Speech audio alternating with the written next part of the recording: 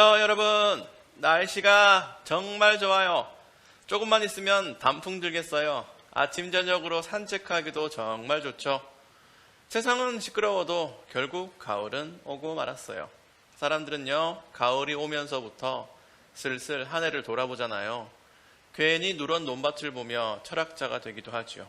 여러분의 한 해는 어땠다고 요약할 수 있나요? 그 중에 꼭 한 꼭지는 말씀이 들어가 있으면 좋겠네요. 묵상과 적용이 일상이 되기 위해 오늘도 열심히 큐티해 봅시다. 기도할게요. 하나님 아버지, 하늘의 말씀이 저희 마음을 물들이게 도와주세요. 알찬 열매를 맺을 수 있도록 해주세요. 예수님의 이름으로 기도드립니다. 아멘. 진상들, 멍진상들이 끝까지 말썽이야. 갈라디아서 4장에도 여전히 그 인간들이 싸지른 X를 걷어내는 작업을 해야 돼요. 그게 뭔지 생각하며 본문을 읽어보세요.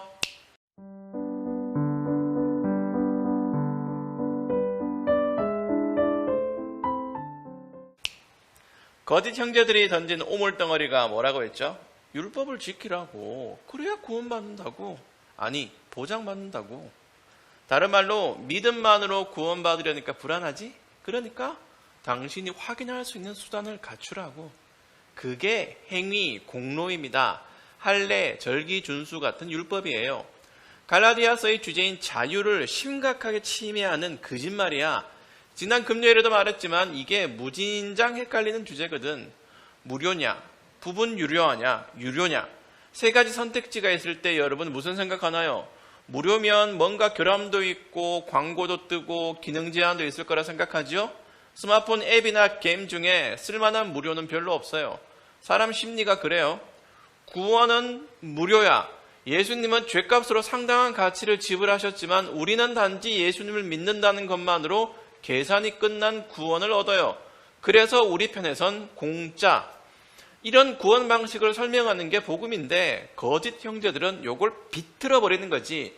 믿음 곧 구원. 얼마나 간단해. 그런데 믿음 더하기 행위는 구원이라고 계산식을 만들어 버리는 거야.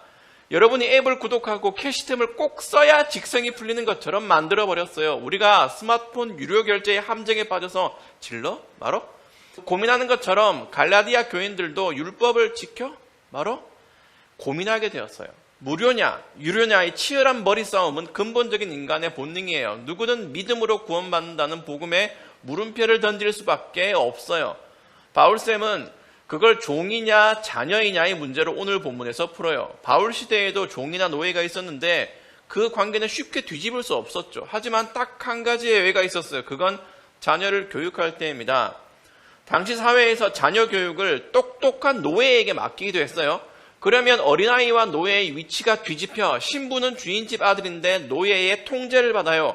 행동 하나하나를 지적하고 심지어 재산까지 대신 관리하면서 용돈이나 던져주는 거야. 종이 주인처럼 행세하고 주인집 아들이 종처럼 지내요. 하지만 그 관계는 영원하지 않아요. 주인집 애가 자라면 관계는 되돌려집니다.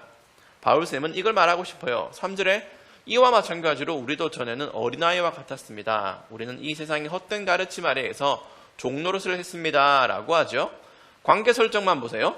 잠시 노예 상태였다가 어느 한 시점에 회복됩니다.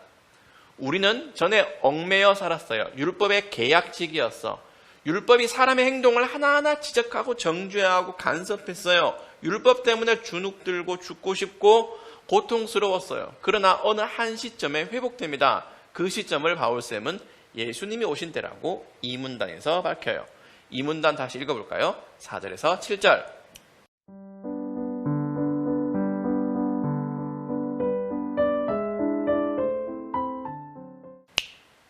4절에 그러나 정한 때가 되어서 하나님께서 자기 아들을 보내셨습니다. 어떤 세상에? 율법 아래에 있는 세상에. 하나님의 아드님 예수님은 우리를 위해서 율법을 다 지키셨어요. 우리가 율법을 지킬 필요가 없게 하셨어요. 내가 청소에 애를 자주 듣는데 내 아들이 엄마에게 야단을 맞아 장난감 다 치우지 않으면 간식은 없어. 그렇지만 장난감이 너무 많이 흩어져 있는걸? 내 아들이 그걸 치우다가 울어요. 그래서 내가 긍휼의 마음으로 다 정리했어요. 간식의 조건은 장난감 정리였지 누가 하느냐가 아니었거들랑. 내가 했어도 내 아들이 한 것처럼 되었고 아들은 간식을 맛있게도 냠냠하는 해피엔딩. 하나님은 율법을 다 지키는 자라야 의롭게 될 수 있다고 하셨어. 그게 구원의 조건입니다. 더 쉽게 말해서 하나님께 순종해야 구원받아. 그 조건을 예수님이 대신 완수하셨어요. 예수님은 율법 아래에 나셔서 율법을 다 지키셨어요. 100점 만점. 그러나 혜택은 우리가 받아. 하나님은 마치 우리가 100점 맞은 것처럼 인정, 동의보감해 주시고 우리를 자녀라고 하셔요. 그게 잠시 율법의 노예로 있던 우리가 자녀로 회복되는 한 시점이다. 다시 말하지만 율법은 문제가 없어요.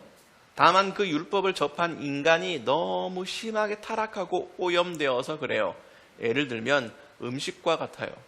갓난아기들은 설렁탕을 먹으면 안 돼. 사줘도 못 먹어. 먹고 소화할 수 있으면 참 좋은데 할 수 없어요. 그러면 설렁탕이 나쁜 거임? 아니, 갓난아기가 아직 못 먹는 거잖아.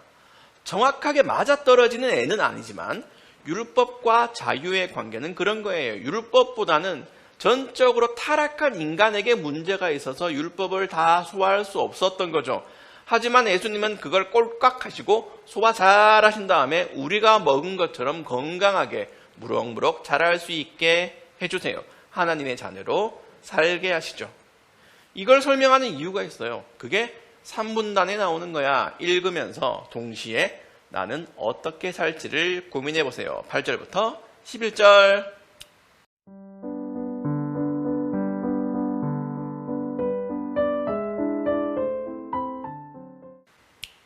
보세요. 거짓 형제들은 9절에 나오는 것처럼 갈라디아 교인들이 이전에 따르던 헛된 가르침으로 다시 되돌리려고 해요. 스스로 종의 자리로 돌아가게 만들죠. 믿음이 곧 구원인 단순한 셈을 믿음 더하기 행위라야 구원이라는 복잡한 공식으로 만들면 안 됩니다. 의외로 이게 현대에도 영향을 끼쳐서 믿음에 헌금을 보태서 중고등부 임원이란 타이틀을 더해서 엄마 아빠 믿음에 숟가락 얹어서 교회에 꼬박꼬박 출석한 것을 이력서에 적어서 구원받으려는 사람들이 많아요. 믿음에 자신 없으니까 뭘 잘해서 가산점을 받으려는 거지. 필요 없어요.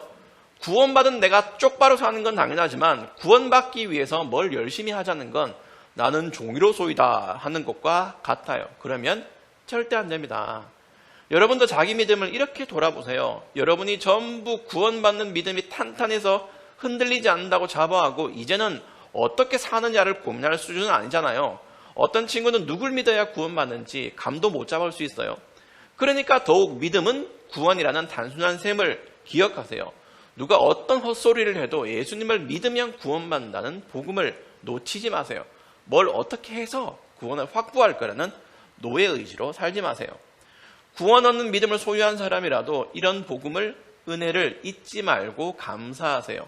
그 믿음만 잘 붙들고 있으면 여러분은 하나님의 자녀로서 성품과 인격을 점점 갖춰 나갈 수 있을 겁니다. 모두 거기까지 가기를 바라요. 기도합시다. 하나님 아버지, 오늘도 말씀을 잘 살펴보았습니다. 저희의 행위 이전에, 저희의 어떤 순종 이전에 믿음이 먼저 자리 잡을 수 있도록 도와주세요. 그 믿음으로 이 세상을 잘 살아갈 수 있도록 도와주세요. 이 순서를 지키게 해주세요. 예수님의 이름으로 기도드립니다. 아멘. 여러분 가을날 잘 보내고요. 우리 다음 시간에 다시 만납시다.